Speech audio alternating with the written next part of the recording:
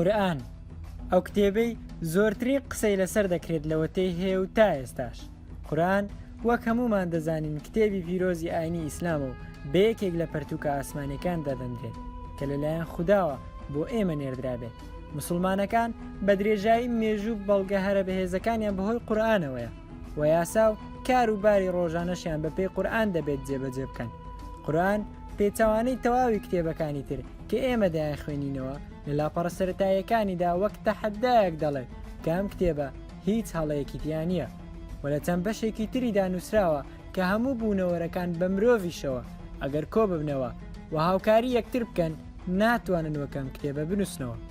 باشە ئێستا بابزانین چ وردەکاریەکە وای لەم کتێبە کردووە بەم شێوەیە تەحەدا بکات و لە هیچ کتێبێکی تر نەچێت. لەگەڵ کورنێت بن با لەم ڤیددیۆدا چەند زانیارێکی سەرنجڕاکێش لەسەر قورئان بزانین، بەڵام پێشەوە تا هەمیشە زیاتر و زیاتر بزانیت بیرن نەچێت سەبسکرایبی کورنێت بکە و لایکی ڤیددیۆکە بکە گەر بەدەڵت بوو.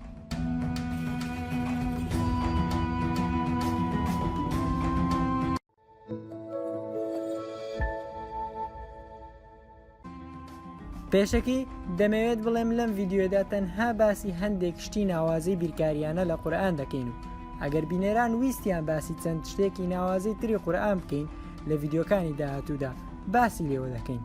ئەگەر تەواوی قورئان بخوێنیتەوە و هەندێک وشە کە دووبارە دەبنەوە بیان ژمێری تووشی سەرسوورما دەبیت، چونکە بە شێوەیەکی زۆر ڕێکوپێک و ناوازە ڕێکخراون وەگەم نمونانەی خوارەوە.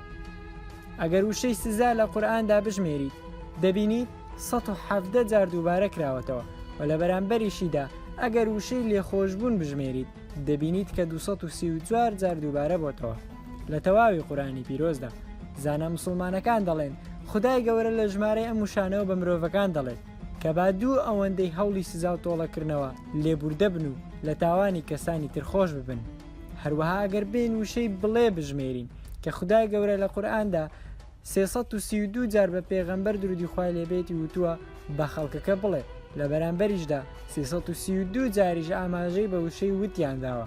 لەم بارەیەشەوە موسڵمانان باوەڕیان وایە کە خوددا بەم یەکسانیە لە نێوان ئەم دووشەیەدا پێمان دەڵێت کە چەندە بیر و ڕای خۆتان دەردەبڕن و قسە دەکەن ئەوەندەش ماف بە بەرامبەرەکانتان بدەن کە قسە بکەن و ڕای خۆیان بڵێن. هەروەها گەربین سەیری وشەی جیهان بکەین کە مەبەست لێ ئەم جیهانەیە کە ئێستا ئەمەیتیاین و بەراوردی بکەین بە وشەی جیهانی دواتر واتە ئەو ژیانەی دوای مردن هەیە دەبینین هەردوو وشەکە 115 جار بە یەکسانی ئاماژەیان پێدراوە. هەروەها بە هەمان شێوە وشەی شەیتان و فریشتەکانیش بە یەکسانی 88 جار و بە هەشت و دۆزەخ بە 77 جار و وشەکانی زەکات و بەرەکەتیش 33 جار و وشەکانی گەرم و هاوین لەگەڵ زستان و سارد پێکەوە بە شێوەیەکی یەکسان 5 جار ئاماژەیان پێکراوە. ورتر سەیری قورئان بکەین دەبینین کە لە بەرامبەر 26 جار ناوهێنانی دەوڵەمەند 13 جار ناوی هەژار بوونی هەیە و هەروە شتێکی سەرنجڕاکێشی تر کە مای وەستانە لە سەری بریتێ لە ناوهێنانی ئافرەت و پیاو. هەرێکە لە وشەکانی ئافرەت و پیاو لە قورئانی پیرۆزدا 23 جار ئاماژەیان پێکراوە. بەڵام ئەم ژمارەیە تەنها ژمارەیەکی سادە نییە و زۆر ناوازەیە، چونکە گەر دوای لێکۆڵینەوەیەکی زانستی قوڵ بگەڕینەوە سەر ئەم ژمارەیە دەبینین هەرێکە لە توخمەخانەکانی ئافرەت و پیاو کە تۆ و هێلکەن 23 کرۆمۆسۆم لە ناویاندا بوونی هەیە کە هەمان ژمارەی وشەکانیانە کە لە قورئاندا ئاماژەی پێکراوە. ئێستا با سەرنجی دوو وشەی گرنگی تر بدەین، وشەی زەوی و وشەی دەریاکان لە قورئاندا. وشەی زەوی 13 جار دووبارە کراوەتەوە لە چەند شوێنێکی جیاوازی قورئاندا، هەرچی وشەی دەریاکانە 32 جار دووبارە بۆتەوە. باشە ئەم دوو ژمارەیە مانایان چییە؟ سەرەتا پێ ناچێت مانایەکی زۆر قوڵیان هەبێت، بەڵام هەردوو ژمارەکە ئەگەر کۆ بکەینەوە دەبینین دەکاتە 45.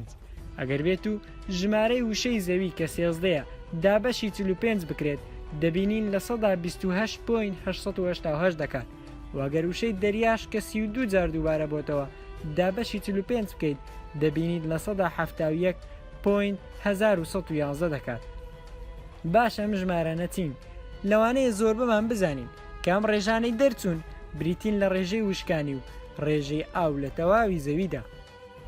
مسلمانان هەمیشە دەڵێن کەم ئامارکاریە سەرنجڕاکێش و ناوازانەی لە قورئاندا بوونیان هەیە و نەدۆزینەوەی هیچ هەڵەیەکی زانستی تەواو لەسەر پەرتووکەکە. هەمیشە و هەمیشەوامان لێ دەکات کە زیاتر و زیاتر باوەڕێکی پتە و بەهێزمان هەبێت. ئێوە لە کۆمنت بیر و ڕای خۆتان لەسەر بابەتەکە بنووسن. پێتان باشە بڕگەی زیاتر لەسەر ئەم بابەتە و بابەتە ناوازەکانی قورئان دابنین؟